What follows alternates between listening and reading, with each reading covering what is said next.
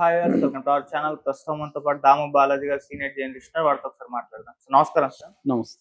Sir, Jagan గారి గురువు గారు స్వరూపానంద స్వామి గారు పారిపోయారు హిమాలయాలకు అని చెప్పేసి వార్తలు ప్రచారం అవుతున్నాయి సార్. ఆయన సెక్యూరిటీ కూడా వద్దనుకున్నారు, ఆశ్రమాన్ని కూడా మూసేశారు, హిమాలయాలకు వెళ్ళిపోయారు అంటున్నారు. అసలు ఏం జరిగింది, ఎందుకు హిమాలయాలకు వెళ్ళిపోయారు? మరి పారిపోయాడు అని చెప్తున్నారు కదా, నిజంగా పారిపోయాడా? మీరేం చెప్తారు సార్? అంటే ఆయన ఆశ్రమాన్ని అయితే క్లోజ్ చేశాడని చెప్తున్నారు. రెండోది ఆయనే లెటర్ రాశాడు గవర్నమెంట్కి, ఇట్లా నేను హిమాలయాలకు వెళ్తున్నాను, రిషికేష్కి, అక్కడ తపస్సు చేసుకుంటాను, చాలా కాలం పాటు నేను అక్కడే ఉంటాను, కాబట్టి నాకు సెక్యూరిటీ ఇచ్చారు కదా, సెక్యూరిటీని మీరు వెనక్కి తీసుకోండి అని గవర్నమెంట్కి లెటర్ రాశాడు. ఒకవేళ సెక్యూరిటీ లేకపోతే ఆయన ఎవరికి చెప్పకుండా వెళ్ళిపోయిండేవాడు, అప్పుడు పారిపోయినట్టు అయ్యేది. ఇప్పుడు కూడా ఏంటంటే ఆయనకి ఇంక విధి లేదు కాబట్టి చెప్పాడు.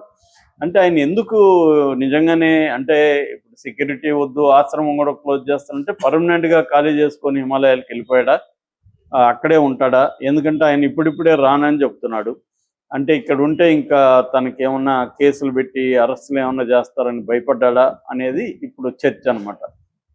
ఎందుకంటే ఇప్పుడు అసలు హోల్ ఇష్యూ మనం అర్థం చేసుకుంటే జగన్కేమో ఒక ప్రాబ్లం ఉంది. అదేంటంటే జగన్ ఫ్యామిలీలో క్రిస్టియానిటీని ఫాలో అవుతుంటారు వాళ్ళు.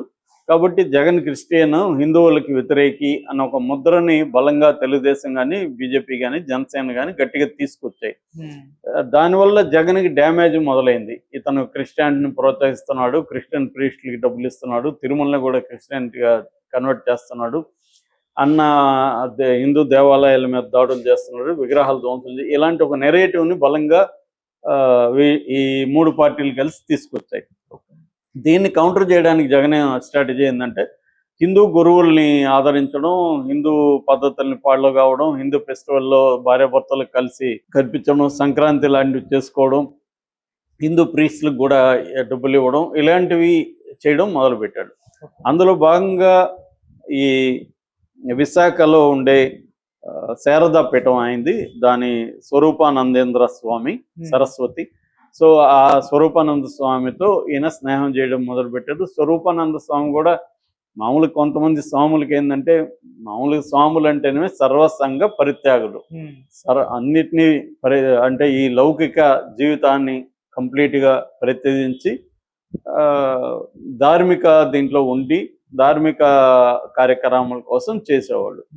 ఈ ధార్మిక కార్యక్రమాల కోసం గవర్నమెంట్ నుంచి ఫండ్ తీసుకోవడం, గవర్నమెంట్ హెల్ప్ తీసుకోవడం చాలా సంస్థలు చేస్తాయి. ఇప్పుడు మనకి నేను ఆ మధ్య ఒక 3 మఠాధిపతులతో ఇంటర్వ్యూలు చేశాను కర్ణాటకలో ఒక డాక్యుమెంటరీ కోసం. అప్పుడు సుత్తూరు మట్టు, తర్వాత పెజావర్ స్వామి, ఇలాంటి వాళ్ళు ఉన్నారు. వాళ్ళతో కలిసాను నేను. అక్కడంతా చూస్తున్నప్పుడు అక్కడ ఇలాగా సీఎంలతో కుమ్మక్కయ్యేది, సీఎంలతో అంటగాగేది ఇవన్నీ కనబడలేదు.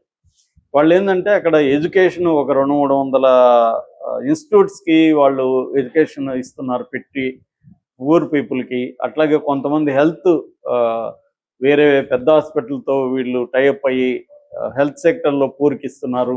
అంటే ఎడ్యుకేషన్ అండ్ హెల్త్ ఈ 2 రంగాల్లో ప్రధానంగా ఇస్తున్నారు. అక్కడ ఆ మట్లో నేను పోయిన చోటంతా కూడా భోజనాలు కూడా చేస్తాను, చాలా హైజీనిక్గా, చాలా హైటెక్గా, శుభ్రంగా ఉంది. సో అట్లాంటి ఒక సామాజిక కార్యక్రమాలు అక్కడ చేస్తున్నారు. వాళ్ళకి ఫండ్స్ గవర్నమెంట్ ఇస్తుంది, అవన్నీ జరుగుతాయి. అయితే ఇలా లేరు. మనకేందంటే ఇక్కడికి వచ్చేసరికి ఈ స్వాములు, ఇతను కానీ ఇంకొంతమంది స్వాములు కానీ డైరెక్ట్గా గవర్నమెంట్లోకి ఇన్వాల్వ్ అయిపోవడం, గవర్నమెంట్లో ఒక లాబింగ్ చేయడం, ఇది పెరిగిపోయింది. ఇది మనకు కనబడుతుంది. సో ఈయన కూడా ఏం చేశాడు, జగన్ని ఆదరించడం, ఇటు కేసీఆర్ ఇక్కడ ఈ ఇద్దరు సీఎంలతో ఉండడం, వీళ్ళకి సంబంధించి యజ్ఞయాగాదులు చేయడం. నిజానికి పర్సనల్ వాళ్ళకి యజ్ఞయాగాలు చేయాల్సిన అవసరం లేదు, సమాజం కోసం వీళ్ళు చేస్తే అది వేరే విషయం. కానీ వీళ్ళు అలా చేయడం, దాంతో వీళ్ళు ఏం చేసేది, వాళ్ళకి కావాల్సినవన్నీ ఇవ్వడం, అడిగినంత ల్యాండ్ ఇవ్వడం, సెక్యూరిటీ ఇచ్చేయడం, ఇలాగా ఏదో వీళ్ళ సొత్తులాగా, జగన్ వాళ్ళ పర్సనల్ సొత్తులాగా, అది గవర్నమెంట్కి సంబంధించింది కదా. సో అలాగా జరిగిందనమాట. ఇప్పుడు ఏంది, తను కొత్త వలస దగ్గర 15 ఎకరాలు జగన్ అక్కడ ల్యాండ్ ఇచ్చాడు. అక్కడ ఎకరా మార్కెట్ రేట్ 15 కోట్లు అని చెప్తున్నారు. సో 225 కోట్ల విలువ చేసే ల్యాండ్ అప్పనంగా ఇతనికి ఇచ్చాడు. దాన్ని పబ్లిక్గా ఎక్కడైనా వాడితే జనాలకి చాలా ఉపయోగం ఉంటుంది, దాన్ని ఇతనికి అప్పగించాడు. అట్లాగే తిరుమలలో కూడా, తిరుమలలో మామూలుగా వెరీ డిఫికల్ట్, ప్రైవేట్ వాళ్ళు వెళ్ళి ఇచ్చాడు. అట్లాంటి చోట కూడా ఈయనకి భూమి ఇచ్చేసాడు. అక్కడ వాళ్ళ నిర్మాణాలు కూడా స్టార్ట్ చేశారు. సో ఇలాగా ఒక దుర్వినియోగం జరిగినట్టుగా క్లియర్ గా తెలుస్తుంది. దాని తర్వాత ఆయనకి Z security, why category, Z కాదు వై కేటగిరీ సెక్యూరిటీ కూడా జగన్ ఇచ్చాడు. దాంతో ఇతను ఎప్పుడైతే క్లియర్ గా జగన్ వైపు నిలబడ్డాడో ఆటోమేటిక్